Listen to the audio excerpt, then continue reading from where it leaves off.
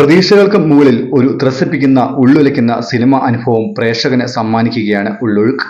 പ്രകടനം കൊണ്ട് പലകുറി സിനിമാ ലോകത്തെ ഞെട്ടിച്ചിട്ടുള്ള ഉർവശിയും പാർവതിയും, ദേശീയ തലത്തിൽ പുരസ്കാരത്തിന് അർഹമായ തിരക്കഥ, കറി ആൻഡ് സയനൈഡ് എന്ന അന്താരാഷ്ട്ര തലത്തിൽ ശ്രദ്ധിക്കപ്പെട്ട ഡോക്യുമെന്ററിയുടെ സംവിധായകന്റെ ആദ്യ ഫീച്ചർ ഫിലിം, പ്രഖ്യാപനം മുതൽക്കേ സിനിമാ ആസ്വാദകർ ആകാംക്ഷയിലും പ്രതീക്ഷയിലും കാത്തിരിക്കുകയായിരുന്നു ക്രിസ്റ്റോ ടോമിയുടെ ഉള്ളൊഴുക്ക് എന്ന ചിത്രത്തിനായി.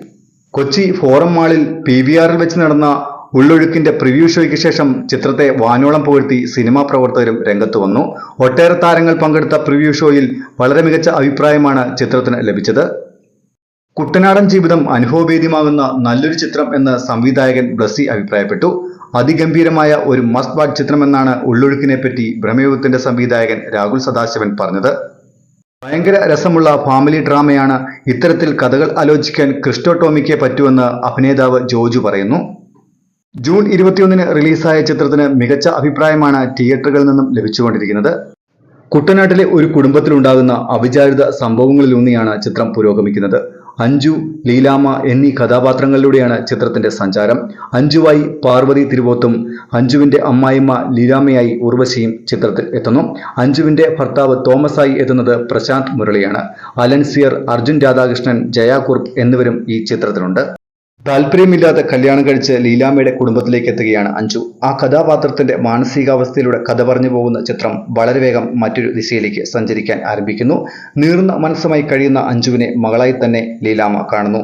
പക്ഷേ കാലം ഇരുവർക്കുമിടയിൽ കലങ്ങിമറിഞ്ഞൊരു പുഴയായി അവതരിക്കുകയാണ്.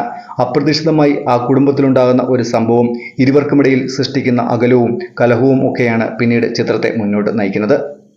സംഭാഷണങ്ങൾക്ക് പുറമെ നിശബ്ദതയും ചിത്രത്തിൽ ഭംഗിയായി സംവിധായകൻ ഉപയോഗിച്ചിട്ടുണ്ട്. കഥാപാത്രങ്ങളുടെ അസാമാന്യ പ്രകടനം ശക്തമായ തിരക്കഥയ്ക്ക് ലഭിച്ച അംഗീകാരമായി തന്നെ പറയാം.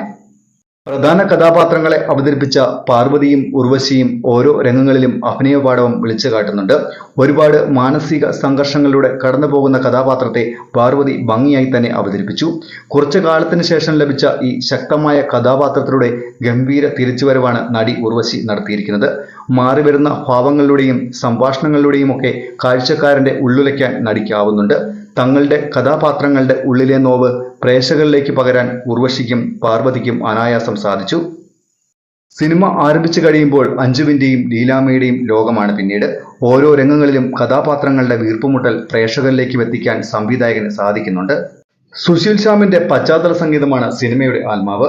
ഓരോ ചിത്രങ്ങളിലും വ്യത്യസ്ത തലങ്ങളിലൂടെ പ്രേക്ഷകരെ ത്രില്ലടിപ്പിക്കുന്ന സുശീൽ ശ്യാമിന്റെ സാന്നിധ്യം ഈ ചിത്രത്തിനും മുതൽക്കൂട്ടാവുന്നുണ്ട്.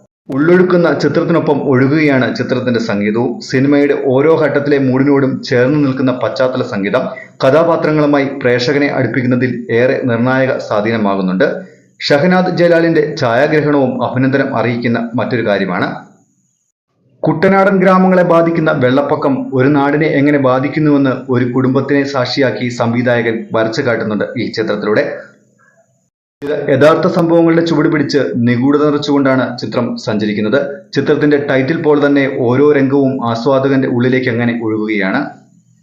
ഉള്ളുലയ്ക്കുന്ന മനസ്സിനെ തൊടുന്ന ഉള്ളൊഴുക്ക് തിയേറ്ററിൽ തന്നെ കണ്ടാസ്വദിക്കാവുന്ന ചിത്രമാണെന്ന് നിസ്സംശയം പറയാം. നിങ്ങൾ ഈ ചിത്രം കണ്ടെങ്കിൽ ചിത്രത്തെപ്പറ്റിയുള്ള അഭിപ്രായങ്ങൾ കമന്റ് ചെയ്യാൻ മറക്കല്ലേ. സിനിമാ ലോകത്തെ വാർത്തകൾക്കും വിശേഷങ്ങൾക്കുമായി ഈ ചാനൽ സബ്സ്ക്രൈബ് ചെയ്യുക. മറ്റൊരു വീഡിയോയുമായി വീണ്ടും കാണാം. നന്ദി.